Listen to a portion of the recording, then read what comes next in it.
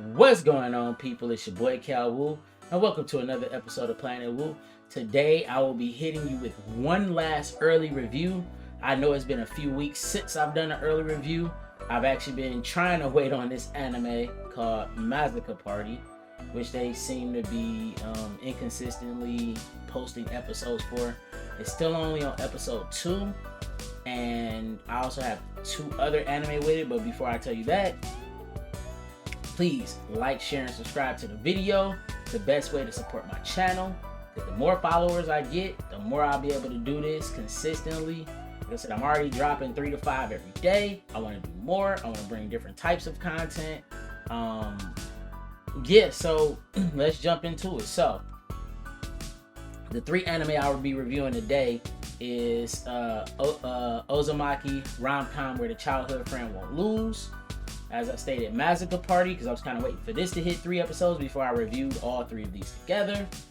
And the anime Cestus. So, first one on the list, Osamake The Romcom. The premises for this anime is Suharu Maru is childhood best friends with one of Hozumino's high school's most popular girls, Kuroha Shida. She's cute, outgoing, and affectionate, and Kuroha is the perfect older sister type. She has boys constantly begging at her feet to be with her, yet when she confesses her to Suhara one day, he immediately rejects her. He already has his sights set on his first love in high school, an idol and renowned author known as Shirakusa Kachi. Suhara believes that he has a chance with Kachi after one fateful meeting, but soon he finds out that Kachi has a boyfriend. With his dreams now shattered, Suhara agonizes over what could have been. And that is until Kuroha approaches him with a proposal of revenge. And in this anime, this is like slice of life has been just hitting on so many levels this season. Like the amount of slice of life that has come out this season, and I'm gonna say the amount of good ones that has come out this season. I don't think there is a slice of life this season that I haven't enjoyed, which is interesting because every season, like since I've been doing this, there's been at least 1 or 2 that I just kind of be like, whatever. This can be off my radar. I ain't watching this, or I eventually fall off on it and kind of be like, I'm halfway through this. It's not worth my time anymore, and I just kind of drop it. But with this one is so good. Because like it's what I'm saying, it's like most traditional harem animes where it's a bunch of girls that like the main character. But what make this one pretty dope to me and pretty interesting is that most of the people involved are famous. Like Suhara, for example, you end up finding out that he was actually a very talented and a very famous childhood actor that you know what I'm saying, like a lot of kids admired and wanted to be like. And then you have his best friend, which is Kuroha. She's not like world renowned television famous, but she is like in school famous. But she eventually becomes world renowned famous, which I'll be explaining after I go through the characters. Then you have Kai. Kai is Suhara's. He's a really good friend of Suhara. Those two are real tight, even though they do a lot of arguing and fighting and things of that nature, and they don't look like they would be somebody that would be friends. They are really good friends. Then you have Kachi, who I've stated before. She's a famous author, but also she's secretly Suhara's childhood friend that he doesn't know. And you end up running into Mitsudo, which has become Suhara's rival because he's actually Kachi's boyfriend, and he is also a famous model. And in the 5 episodes of this anime, you end up finding out like just so much about it. You find out that Suhara ends up not wanting to become or continue acting because the only reason he did it was because his mother also acted in show business, and I think if I'm not mistaken, she also acted in the show that he acted in, And when she died, all of a sudden, no, she didn't. She just, it was another show that she was a part of. When she died, all of a sudden, um, he quit acting because he only acted for his mother's affection or like the praises that she gave him. So after she passed, he was kind of like, well, this ain't for me no more. Fuck it, and just kind of got out of the spotlight and returned to being a, just a normal kid. Um, but while he was working for, on the show, Hachi was secretly a boy that what he thought was a boy that he played with when he wasn't filming, who he thought was the son of the director. She dressed in she dressed like she looked. It's weird because she looked like she dressed like Oliver Twist. You know what I'm saying? Where you think like really baggy, like a kid's suit that was really baggy with like the the over drop like hat, over her eyes and stuff. So she looked like a boy, and he thought that that was a boy. And they made a pact when they were kids that he'll act and she'll one day write, that she'll one day write something for him. And they made this pact. And the crazy thing about it is Mitsuru and Kachi aren't really dating. They are childhood friends that set this up to make Suhara jealous so that he would pursue her aggressively. And Mitsuru has his own reasoning for doing it because he also wants Suhara to return back to acting because that was one of his favorite actors when he was a kid. So he's like, yeah, I want to see how he would be as an adult. Let's return it. So he kind of created this false rivalry between them to kind of push him towards that, which was really cool. And then it's funny because then Kuroha has the same idea. It's like, well, Suhara, she hurt your feelings. Well, why don't you say that me and you dating and we'll go around and act like we're dating to kind of make her jealous, to kind of push her to want to be with you too. And the school festival roll around and they got these different things going on, and like Suhara and Kuroha, kind of form this bond all the way up into it. And also, while they're going up to it, Kachi ends up revealing that she was like his childhood friend that he thought was a boy. And he's like, yo, that's you? Holy crap. And she's like, yeah, call me by the nickname you used to call me as when we were kids. And because that's what I really love when you call me that. And she kind of like semi-confessed her love. And then Mitsuru does like this thing where he's singing and dancing. And he kind of like is about to use the festival to confess his love to Kachi. Gold fingers, because this was like a plan between him and her, while Suhara hijacks it and he's supposed to confess his love to Kachi, but he doesn't. He throws her name out there first and goes, yeah, I was gonna say you, but then I realized that I really love my childhood friend. And then he yells to the top of his lungs, Kuroha, I love you, will you be with me, will you be with me? And she pretty much was like, they dropped spotlight on her, and she was like, no. And that junk crushed him. That junk went viral on the internet. And the studio that he used to act for pretty much want him and her to come work for him. And then like just all type of craziness ensues. And you kind of just see the fallout that happened after that confession, where and you end up finding out that she said no to him because he publicly rejected her first. But then even if he would have confessed to Kachi, Kachi also would have told him no. So it was like just this weird little love triangle that's going on that actually becomes a love square. But I'm a kind of keep that for you to watch and get to see for yourself. This anime is really dope so far. I'm gonna give it an 8 out of 10. I'm thoroughly enjoying it. It's 5 episodes in. Next episode, I think, for it drops on Thursday or Friday, if I'm not mistaken. But yeah, jump on it. If you enjoy slice of life, you enjoy harem animes, jump on it. It's really dope. Next anime that I'm going to be covering is Mazica Party. Mazica Party is the premise with this anime is junior high school student Kazuru wakes up from a strange dream featuring himself as a wizard and a creature with creatures called Mazin and a mysterious girl. The next day, his friend Karachi proudly shows off the newly launched Mazica Party card game. To Kazuru's shock, all the characters drawn in the game's cards are just like the ones that he had in his dream.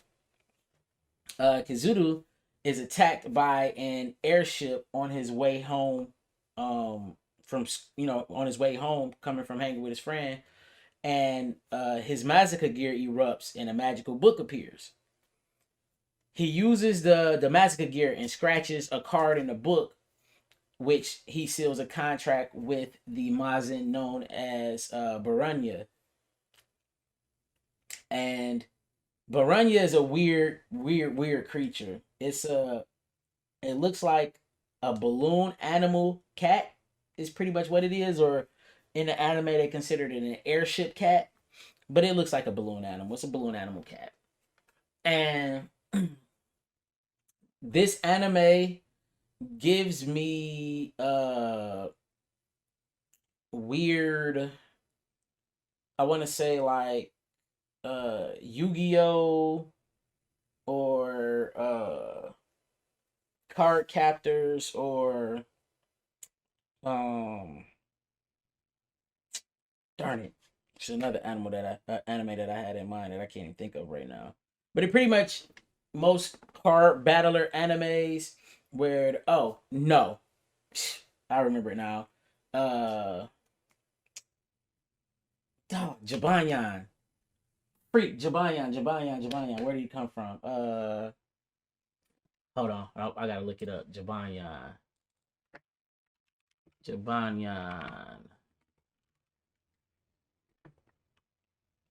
Yokai Watch. Jeez, I don't know why I couldn't think of that junk. You see me keep tapping my wrist. My son freaking has 2 editions of the Yokai Watches. I want to get him the retro joints this year for his birthday, which I probably will. But that's neither here nor there.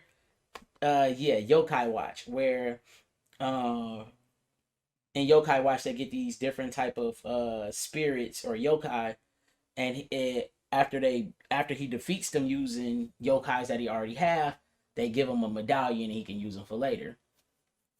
And Mazica Party kind of gives me that same feel, and also you kind of figure out and learn that when he meets new ones,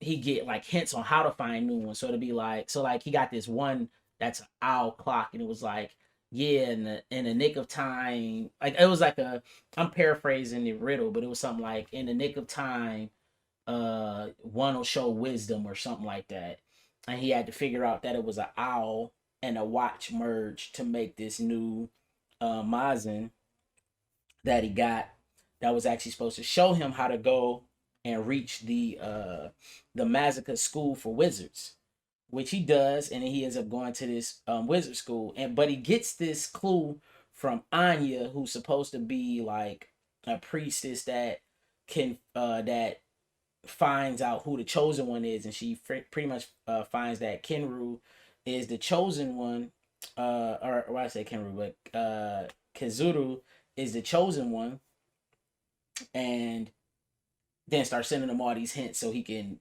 go to the Mazica school so he can actually save the world from this insurmountable threat that's supposed to come, because they haven't actually said it yet. Because like I said, it's only 2 episodes out. Episodes normally drop on Sundays, and like when this dropped, it literally dropped the same week as Cestus, which is the next anime I'll be talking about, and Osamake. So it should be at 4 or 5 episodes, but they've been posting them so spotty that it's only 2 episodes out. So hopefully by the time I post this video, a 3rd episode will be out. So I'm literally telling you everything that I know so far. It's kind of like I said, it's not a lot, but it's an interesting anime so far. It's really cool. The next anime I will be discussing is Cestus. The premises around Cestus is in the year 54 AD. 15-year-old slave fighter Cestus desires one thing: an escape from his violent life. It is the wish Cestus's owner had promised to grant him, but only after he wins 100 battles. However, Cestus quickly comes to terms with the fact that as a slave, his life is expendable. After the death of his friend, the possibility of freedom is the only thing keeping him going. This anime is literally Spartacus. As far as like what the premise of it is. But the one thing about this anime that annoys me, that bothers me so far about Cestus, is they make the slave aspect seem fun. They are going less harsh on the slave aspect and kind of making it like working on the railroads are fun. Like, you know what I'm saying? Like, think about like the childhood like little song. I've been working on a railroad on a live long day. You know what I'm saying? And like it's such a happy tune, and it makes it seem like, hey, working on a railroad was all sunshine and gumdrops. But when people literally died working on the railroads from exhaustion, people died. You know what I'm saying? Like, people were forced as slaves to work on the railroads. Like, it's nothing glamorous about working on the railroads. You know what I'm saying? Around that time when you know what I'm saying, they were first established. I don't know about now. I don't know any railroad workers or anything, so I don't know what it's like now. I'm pretty sure it's like any job. It has its up, it has its downs, but it ain't slavery at this point. And you know, Cestus kind of has that same thing right now where it's like everything is some gumdrops and rainbows, and you know, everybody cares about the slaves, and like it's just so weird to me, like how they kind of like make it real light, but then they try and make it seem real serious by saying like, you're a slave and you're gonna do this, and it doesn't have an impact. Like, it doesn't feel like slavery. It feels more like forced combat sport. You know what I'm saying? And not necessarily like you're a slave and don't be rude or disrespectful. Because nobody has yet to be punished for defying an order. As of yet. So it's kind of like, is this really slavery? Not really. I'm not feeling it. But the two characters that I'm gonna highlight, as far as like this early review, because this is also at 5 episodes, kind of like how Osamake is. Like Cestus, like I say, he's a 15-year-old boy. He's learning how to fight. He's training and all that good stuff. But I'm also gonna highlight his trainer, Zafar. Zafar pretty much is a well-seasoned boxer that was known as like a great fighter, and he was known as one of the best fighters until he got an injury. He won his match that he got injured in, but he received a leg injury and got promoted from, like, you know, a combatant slave to a like trainer. So now he trains all the people that comes into the, you know, his master's stable, and on, you know, how to fight and stuff. But he took an immediate liking to Cestus because Cestus was more like him as far as like body build, and like, you know, he's the smallest, but he's super quick, he's resilient. So in his mind, he's like, you know what, Cestus will be the person who will take up my mantle as being like this invincible boxer fighter guy that I'm gonna teach the ropes and teach him everything that I know, you know, all the things that I do. And yeah, this anime is pretty cool so far. Like I said, my only gripe with this anime is the lack that it doesn't feel like slavery. It feels really glazed over. And I understand like they don't want to trigger people with the whole slavery thing, but it's like, we're gonna do a time period piece, make it as close to it as possible. Like, I would have rather this, because like it's a shonen, so it's gonna be a little more lighthearted than it, you know what I'm saying, than what it should be for the subject matter, and it's done in CGI. I would have rather this been a sinning and just go balls to the wall with it, just craziness. But yeah, you know, but that's pretty much it for these 3 early reviews. Once again, this is Calwu from planetwu. I appreciate y'all for rocking with me, and keep coming back. Stay tuned. More content is coming. I've got one planetwu University video posted. I'm coming with more once I lay out all the stuff that I'm going to be doing, because Planetwu University is going to be my way to teach people how to properly introduce people to anime, how to teaching them the proper terms, the terminologies for different types of anime, the different tropes that you see in anime and things of that nature, because I want to get people into it so they understand and be able to talk the lingo and understand the lingo, even if it's just they just hear it being talked about. And I feel like this, as a parent of a child, and sometimes we don't always monitor everything that our children watch or do, but I feel like this is a good way to educate parents that's not even into it, because if you're not and you hear these certain terms, you'll understand and know the type of things that your children are watching, and you can kind of like, okay, my son is talking about this anime, this is a harem anime that's a seinen, or this type of anime is, I hear him talk about hentai. What's a hentai? A lot of parents won't even look it up. They'll just go, oh, that's just his nerd babble, blah, blah, blah, blah. But if you know what I'm saying, understand the terminology, you can, better monitor what your children are doing. So this is not only for people who want to get into it that don't know about it, but this is also for parents that have kids into it and they want to know about it. So so just kind of getting y'all abreast of what's coming. And yeah, I appreciate y'all for rocking with me. Once again, this is calwu planetwu signing off. Peace. From the deep, I know the streets, I see the nature of the beast. See the hunger, I ain't scared cause my mom ain't raised no feast. In a booth, on the rise, I am Baker with the